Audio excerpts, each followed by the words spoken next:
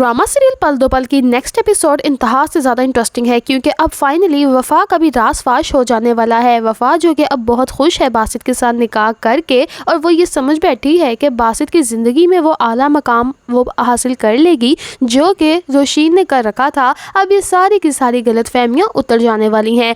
दूसरी तरफ अब यूसुफ भी वापस आ जाने वाला है, और तीसरी तरफ रोशीन घर में आकर वापस वफ़ा को सारे के सारे राज फाश करके इसको घर से धक्के मारकर निकाल देने वाली है। आने वाली सेकंड लास्ट एपिसोड में मजीद क्या क्या होना है जानने के लिए हमें सब्सक्राइब भी कर लीजिएगा। दरअसल रोशीन को तो ये बात का पता ही नहीं कि बासित ने इसकी पीठ पीछे क्या क्या गुल खिला दिए हैं। दूसरी तरफ वफ़ा को भी इस बात का पता है कि रोशीन को तो जब इस बात का पता चलेगा कि वफ़ा का निकाह हो चुका है बासित के साथ, तो वो तो खुदकुशी ही कर लेगी क्योंकि वो तो बासित से बेइंतहा मोहब्बत करती थी और बार बार पर वफ़ा को इसी बात के ताने देती थी कि तुम्हारी औकात ही नहीं है हमारे घर आने की। वफ़ा सिर्फ ये बताने की खातिर कि अब उसकी भी औकात बिल्कुल रोशीन के बराबर आ चुकी है, सोच लेती है कि अब वो बिल्कुल भी खामोश नहीं रहेगी। दूसरी तरफ जुलेखा है कि वो वफ़ा के पास आती है और उसको कहती है कि देखो वफ़ा कितना अच्छा हो गया, अब तुम्हारा बासित के साथ निकाह हो गया है, अब तो हमारी किस्मत बहुत ज़्यादा अच्छी हो जाएगी। ऊपर से जुलेखा है कि बासित के कान भरती है उसकी ही माँ राबिया के ख़िलाफ़, कहती है कि बासित मियाँ तुम्हारी माँ पर तो जैसे रोशीन ने कोई जादू कर रखा है, उनको तो रोशीन के सिवा कोई नज़र ही नहीं आता।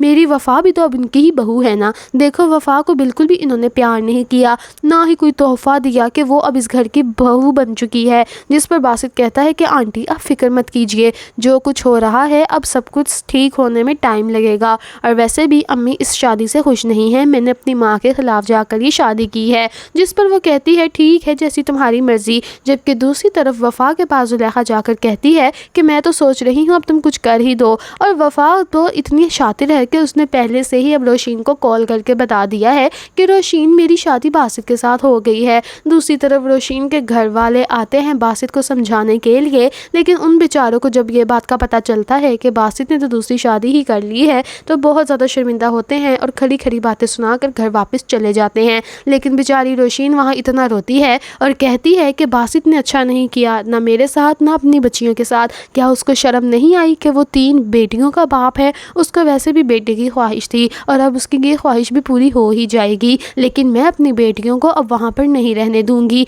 मैं मिनाल और मिशाल दोनों को घर वापस ले आऊँगी। जिस पर उसके घर वाले कहते हैं कि तुम्हें आराम से कुछ सोचना चाहिए रोशीन बेटा, इतनी जल्दबाजी में काम करोगी तो काम ख़राब भी हो सकता है। खैर दूसरी तरफ अब वफ़ा है कि वफ़ा तो 7वें आसमान पर चढ़ गई है, लेकिन वो ये नहीं जानती कि इसकी 7वें आसमान पर इसको 7 ज़मीनों के नीचे डालने वाला कोई और नहीं बल्कि यूसुफ होगा। यूसुफ को तो अभी इस बात की भिनक भी नहीं पड़ी कि ये लोग कर क्या रहे हैं, लेकिन ये बात सिर्फ़ और सिर्फ रोशीन ही यूसुफ तक पहुंचाने वाली है, क्योंकि रोशीन ने भी सोच लिया है जब कोई रोशीन का ख्याल नहीं करता तो फिर रोशीन क्यों किसी की इज़्ज़त का पास रखे। जब किसी ने रोशीन की इज़्ज़त नहीं रखी तो फिर रोशीन भी अब किसी की इज़्ज़त की ज़िम्मेदार नहीं है। रोशीन फ़ोन कर देती है यूसुफ को, क्योंकि यूसुफ के साथ उसके पास बहुत ही पुराने एविडेंस भी थे वफ़ा के ख़िलाफ़। जब वो उसको फ़ोन करती है तो यूसुफ हक्का बक्का रह जाता है कि उसने रोशीन की इतनी ज़्यादा ख़ानदान के सामने इंसल्ट की थी और सबको ये कहा था कि रोशीन ने इसको पैसे देकर बुलाया था कि वफ़ा के ख़िलाफ़ बातें करनी है, और मैंने तो इसके ख़िलाफ़ सारा कुछ बोल दिया, तो अब ये क्यों कॉल कर रही है। खैर वो उसकी कॉल अटेंड कर लेता है और बात करता है तो रोशीन कहती है कि यूसुफ तुम किन ख्यालों में खो बैठे हो, तुम जानते नहीं हो कि वफ़ा ने क्या किया है। यूसुफ कहता है क्या हो गया है, क्या हुआ है मेरी वफ़ा को। वो कहती है कौन सी तुम्हारी वफ़ा, अब वफ़ा तुम्हारी नहीं बल्कि किसी और की हो चुकी है। जिस पर यूसुफ को इतना गुस्सा आता है कि वो रोशीन पर बरस पड़ता है और कहता है कि आपका दिमाग तो ख़राब नहीं हो गया, क्या बात कर रही हो, किसकी हो गई है वफ़ा। तो फिर रोशीन बता देती है कि मेरा शौहर बासित, उसकी हो गई है रोशीन। वो कहता है कि ऐसे कैसे हो सकता है। तो फिर वो कहती है कि उसने निकाह कर लिया है वफ़ा के साथ और मुझे घर से निकाल दिया है और मेरी बेटियां भी छीन ली हैं। इन हालात में सिवाय तुम्हारे मुझे कोई नज़र नहीं आया। तुम तो कहते थे कि तुम वफ़ा से बहुत मोहब्बत करते हो, कहाँ है तुम्हारे मोहब्बत के दावे, तुम्हारी मोहब्बत अब किसी और की मोहब्बत बन चुकी है। जिस पर वो कहता है कि मैं तो अभी दुबई में आया हूँ, मुझे वफ़ा ने ही भेजा था कि मैं दुबई चला जाऊँ और पैसे कमाऊँ और उसके लिए घर लूँ, फिर हम शादी कर लेंगे और अपना एक अलग घर बसा लेंगे, लेकिन ऐसा कैसे हो सकता है। जिस पर रोशीन बहुत ज़्यादा रोती है और कहती है कि میری بچیوں کا فیوچر کھا گئی ہے وفا، میرا سب کچھ برباد کر گئی ہے وفا۔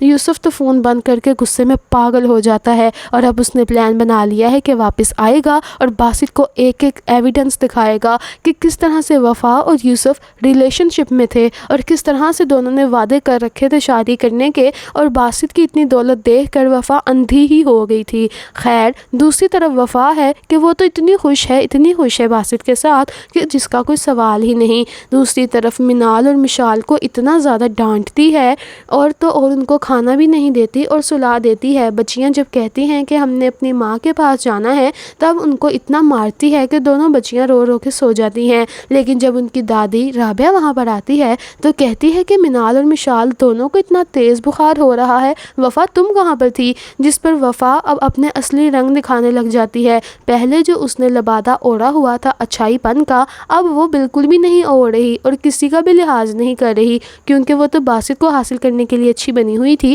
اب باسط ہی مل گیا ہے تو اچھائی کا فائدہ ہی کیا۔ خیر جب رابعہ اس سے یہ پوچھتی ہے تو پھر وفا کہتی ہے بدتمیزی سے اور دیدہ دلیری سے کہ یہ دونوں بچیاں میری ذمہ داری نہیں ہیں، ان کی ماں کو چاہیے کہ ان کی پوری خبر رکھیں، میں ان کی ماں نہیں ہوں اور نہ ہی میں کوئی ملازمہ ہوں۔ پہلے کی بات کچھ اور تھی رابعہ آنٹی، لیکن اب میں یہاں کی بہو بن چکی ہوں، اب مجھے کوئی بھی کام میری مرضی کے خلاف نہیں کروا سکتا۔ یہ کہہ کر وہ چلی جاتی ہے اور کہتی ہے کہ ہمارے لیے رات کا انتظار مت کرنا، میں اور باسط آج باہر سے کھانا کھائیں گے۔ یہ کہہ کر جب وہ چلی جاتی ہے تو پیچھے سے رابعہ اتنا روتی ہے اور بچیاں بیچاریوں کو ڈاکٹر پہ اکیلی لے کر چلی جاتی ہے۔ جب ڈاکٹر پہ لے کے جاتے ہیں تو پھر بتاتے ہیں ڈاکٹر کے بچے کو تو نمونیا ہو گیا ہے، اور پھر یہ بات جب وہ فون کر کے باسط کو بتاتی ہے تو وہ بہت غصے میں آ جاتا ہے اور کہتا ہے کہ وفا تم نے میری بیٹیوں کا خیال کیوں نہیں رکھا؟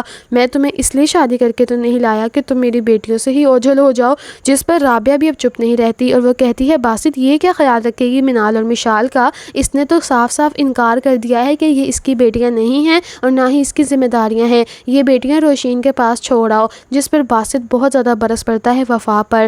خیر ابھی یہ برسا برسی کا کام چل ہی رہا ہوتا ہے کہ اتنے میں ہی ان کے گیٹ پر اتنا شور مچ جاتا ہے۔ شور جب ہوتا ہے تو باسط کہتا ہے یہ کون آ گیا ہے ہمارے گھر؟ اور کوئی نہیں، اب یہاں کا جو ولن ہے وہی ہیرو بننے والا ہے، یعنی کہ یوسف واپس آ جاتا ہے دبئی سے اور باہر کھڑا ہو کر وفا کو زور زور سے آوازیں دیتا ہے۔ وفا اتنا گھبرا جاتی ہے، فوراً سے زلیخا کے کمرے میں بھاگ جاتی ہے اور کہتی ہے اماں اب سب کچھ برباد ہو جائے گا، یوسف واپس آ گیا ہے، وہ کیسے واپس آ سکتا ہے؟ جس پر زلیخا بھی ہکی بکی رہ جاتی ہے، اس کے تو ہاتھ پاؤں ہی پھول جاتے ہیں اور کہتے ہیں وفا یہ کیا ہو گیا بیٹا، اب ہم کیا کریں گے؟ وفا کہتی ہے اماں مجھے کچھ سمجھ نہیں آ رہا، اگر یوسف اندر آ گیا تو وہ سب کچھ باسط کو بتا دے گا، میں نے تو اس کو صرف یہ لارا لگایا تھا کہ میں تم سے شادی کروں گی، اس لیے تم روشین پر الزام لگا دینا، لیکن اب مجھے لگتا ہے روشین نے کوئی گل کھلا دیا ہے۔ جس پہ یہ سب لوگ اتنا ڈر جاتے ہیں اور باسط اندر آ کر سارا کچھ پوچھ لیتا ہے یوسف سے، اور پھر یوسف نے اس کو کیا کیا بتانا ہے وہ میں آپ کو آج نہیں بلکہ نیکسٹ ویڈیو میں بتاؤں گی۔ Stay tuned for next video, تب تک کے لیے اللہ حافظ، اور ہمارے چینل کو بھی سبسکرائب کر لیجیے گا ورنہ تو آپ گم ہو جائیں گے، پھر کہاں کہاں ڈھونڈتے پھریں گے میرے چینل کو۔